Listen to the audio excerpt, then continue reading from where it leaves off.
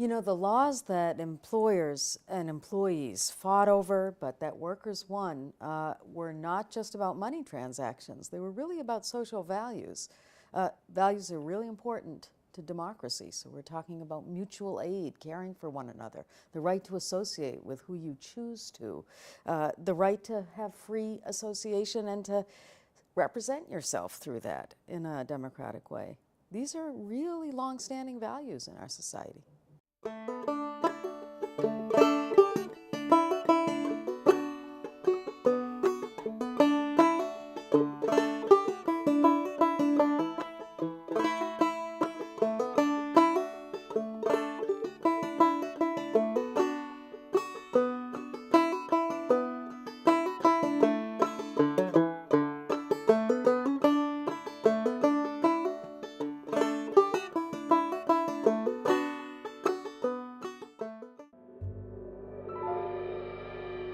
I've been in a union all my life, all my working life anyway. I was a machinist before I was a teacher, and I was in a union then. My dad was a good union person. In fact, he was a grievance person for his shop, so I started talking about unions at an early age, and I've just always believed in the collective action of being in a union and the support and protection you get by being in a union. I've always felt more comfortable when I connect with a group of others who are sharing my same experiences. So I think that's doubly important in a job like ours, which is a fabulous job, but also very stressful and demanding. And so I just gain comfort, I gain a sense of confidence and strength within myself from being able to connect with others. Belief in the power of the group, you know, to influence outcomes, and that by working together, you can work toward the goals you have in mind.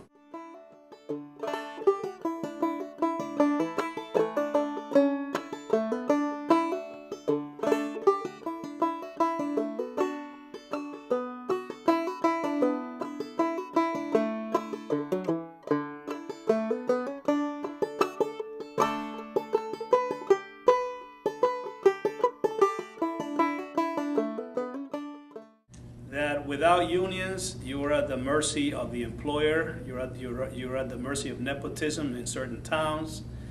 You don't have a collective voice. You're an individual who's basically out there facing the wind by himself. You know? One thing that Elaine Bernard, the labor historian from Harvard, said really stuck in my mind, and I think about it often. And it stuck in my mind because it surprised me to learn that the United States in its foreign policy lectures other emerging democracies on the importance of unions as a fundamental part of a democratic society. And I just was shocked because in this country it's such open season on unions, and there's so much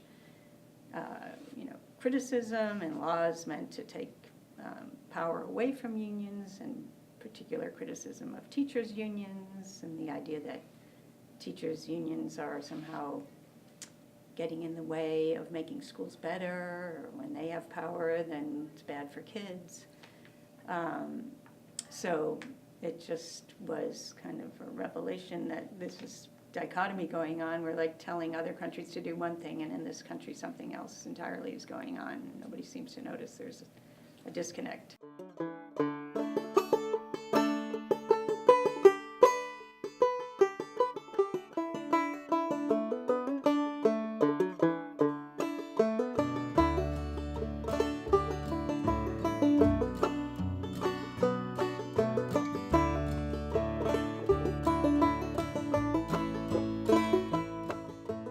To a certain degree, of course, we want to maintain job security and due process, but there are other things that unions do too that directly benefit children.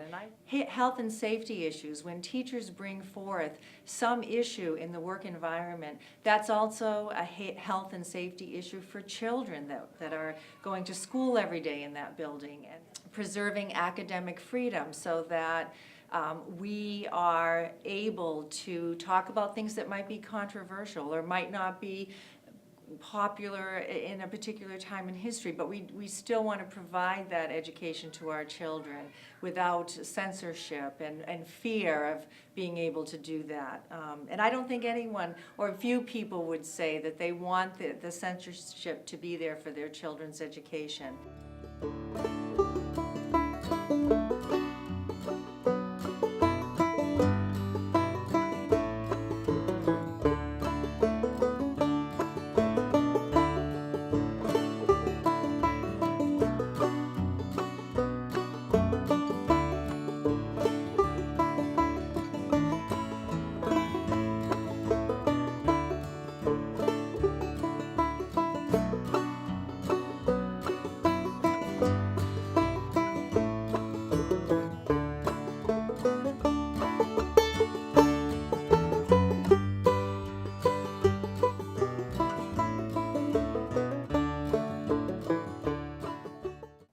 You know, educators deserve to be compensated fairly for the important work they do. You know, no professional would ever accept being treated with any less respect than that. And, you know, we want the same thing as you might or anyone else. It's what's fair. Nobody's ripping off anybody here. I think it must have been about 24 years ago when I taught the transition to kindergarten. We were on a very different pay scale, a very different salary, and at that time the union worked very hard to go and get us accepted as full-fledged teachers in the system with the salary scale that other teachers had because we did the same kind of work. Well, one is a decent salary.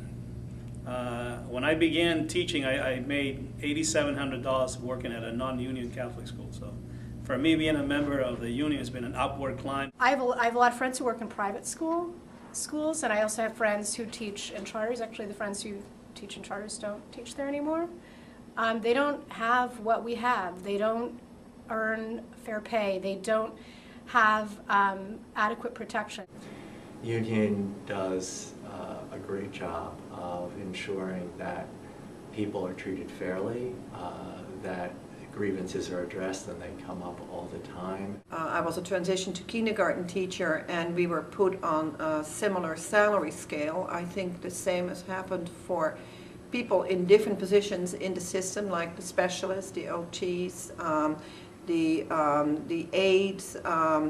There are numerous positions that were looked at and decisions were made how to make that more equitable for everybody.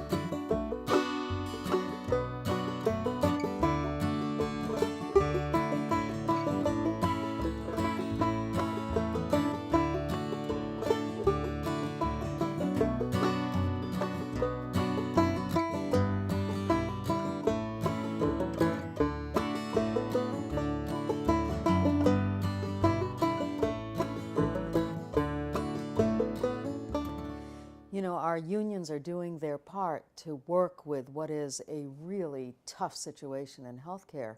And we have a lot of talking to do about whether the system itself is adequate. But in the meantime, to be fair, we have to make sure that all the costs aren't put onto the groups that can least afford it or really should only be expected to afford what's right. I think we have a really good reputation in the state for being an outspoken group of people and people who stand up on principle. And I'm really proud of our union for doing that. We have a great democratic setup here where people can come, be part of the discussions. We have a very active reps council. Our goals with the town when it comes to kids are we're all on the same page to serve kids to the best possible degree, to the highest possible degree. But when it comes to our contracts, it's a business relationship, so it's critical that we work together and we stand together with a big voice.